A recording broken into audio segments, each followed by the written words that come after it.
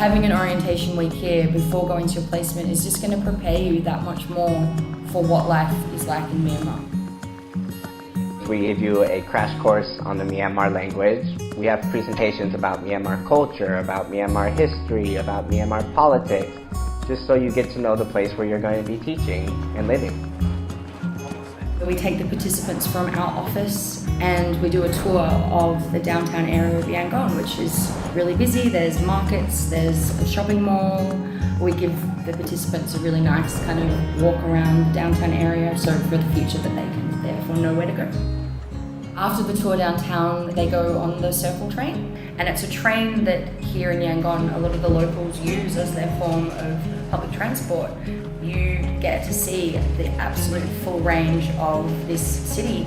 It's amazing, it's a beautiful experience, and you seeing kind of the real side to Yangon.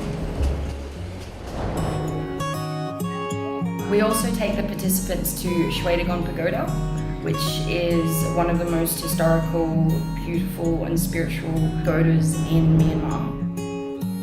We learned so much on that day. The people inside there was so peaceful. I've been wanting to go there for a long time. Only seen pictures of it before.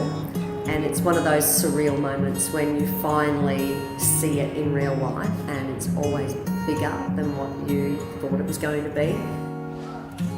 We take the participants to a lethway, which is Myanmar version of boxing.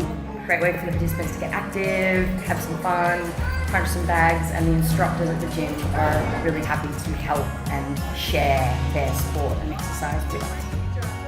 The biggest difference between Yangon or Myanmar and Thailand, especially even Vietnam, is foreigners are just still a novelty.